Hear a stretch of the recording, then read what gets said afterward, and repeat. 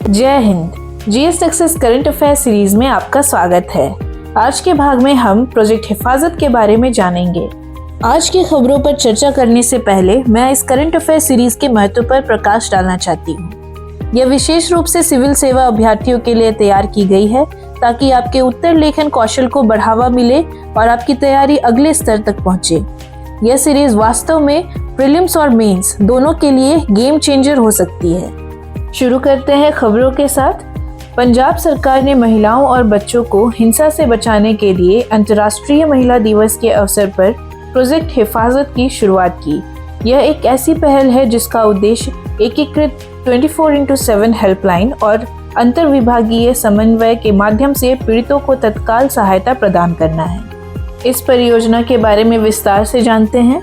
इस परियोजना का उद्देश्य महिलाओं को घरेलू हिंसा, कार्यस्थल पर उत्पीड़न या किसी अन्य प्रकार के दुर्व्यवहार की रिपोर्ट करने से रोकने वाले डर को खत्म करना है। यह प्रमुख विभागों जैसे सामाजिक सुरक्षा, महिला एवं बाल विकास, पंजाब पुलिस और स्वास्थ्य एवं परिवार कल्याण के बीच सहयोग को बढ़ावा देगा, जिससे पीड़ितों को निर्बाध सहायता सुनिश्चित होगी। यह समन्वित प्रयास बचाव कार्यों, कानूनी सहायता, चिकित्सा सहायता और मनोवैज्ञानिक सामाजिक सहायता के लिए व्यापक सहायता प्रदान करेगा। इस पहल का उद्देश्य प्रतिक्रिया तंत्र में सुधार करना और घरेलू हिंसा और उत्पीड़न की रिपोर्ट करने के लिए एक सुरक्षित वातावरण बनाना है। अब हम देश में महिलाओं के अधिकार और विशेषाधिकारों को जानते हैं।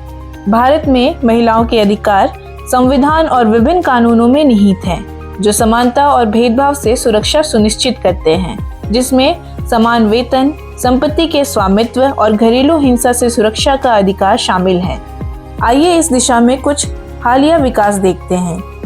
पहला, लैंगिक समानता का सिद्धांत। भारतीय संविधान की प्रस्तावना मौलिक अधिकारों, नीति निर्देशक सिद्धांतों और मौलिक कर्तव्यों में निहित है। संविधान न केवल महिलाओं को समानता प्रदान करता है, बल्कि राज्य में महिलाओं के पक्ष में सकारात्मक भेदभाव के उपाय अपनाने का अधिकार भी देता है।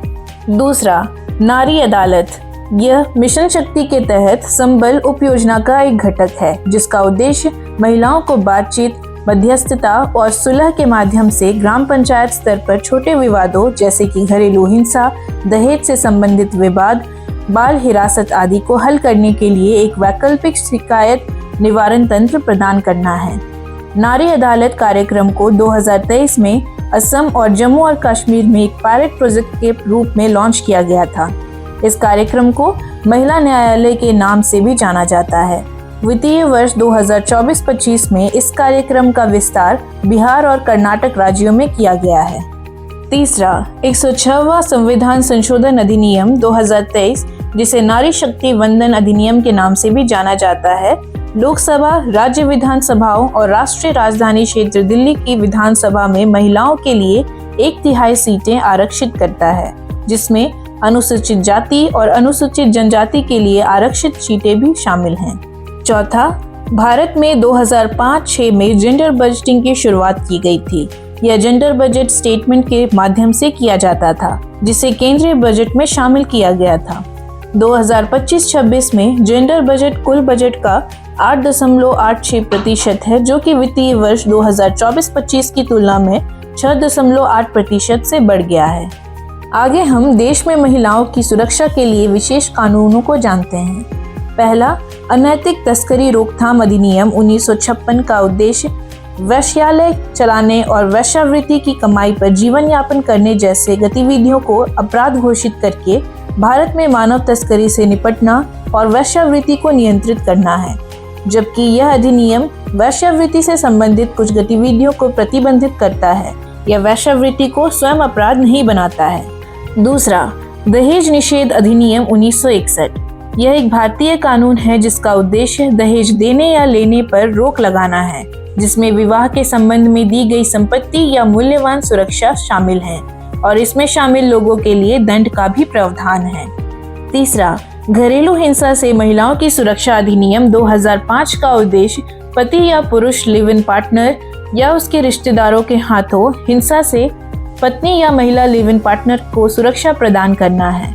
यह कानून उन महिलाओं को भी सुरक्षा प्रदान करता है जो बहनें हैं, जिनमें दत्तक बहनें और माताएं शामिल हैं। अधिनियम के तहत घरेलू हिंसा में वास्तविक दुर्व्यवहार या दुर्व्यवहार की धमकी शामिल है, चाहे वह शारीरिक, यौन, मौखिक, भावनात्मक या आर्थिक हो। घरेलू हिंसा की परिभाषा के तहत पीड़ित महिला या उसके रिश्तेदारों को अवैध दहेज की मांग के माध्यम से उत्पीड़न भी शामिल किए गए हैं। चौथा, कार्यस्थल पर महिलाओं का यौन उत्पीड़न रोकथाम, निषेध और निवारण अधिनियम 2013, जिसे पॉश अधिनियम के नाम से भी जाना जाता है। यह एक ऐसा कानून है जो महिलाओं को कार्यस्थल पर यौन उत्पीड़न से बचाता है। यह कानून विशाखा दिशा निर्देश 1997 पर आधारित था, जहां सर्वोच्च न्यायालय ने महिलाओं के लिए अनुच्छेद 19 खंड 1 उपखंड जी के तहत काम करने के अधिकार को बरकरार रखा है।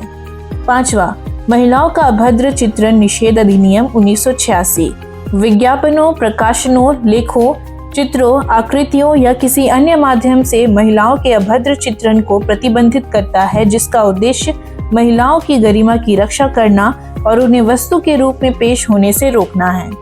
भारत सरकार ने नीतियों, कार्यक्रमों और कानूनों के माध्यम से महिलाओं को सशक्त बनाने के लिए कई कदम उठाए हैं। इन प्रयासों से शिक्षा, स्वास्थ्य, आर्थिक भागीदारी और कानूनी सुरक्षा में सुधार हुआ है। आज के लिए इतना ही। आगे इस तरह की महत्वपूर्ण जानकारियों के लिए GS Nexus के साथ जुड़े रहें।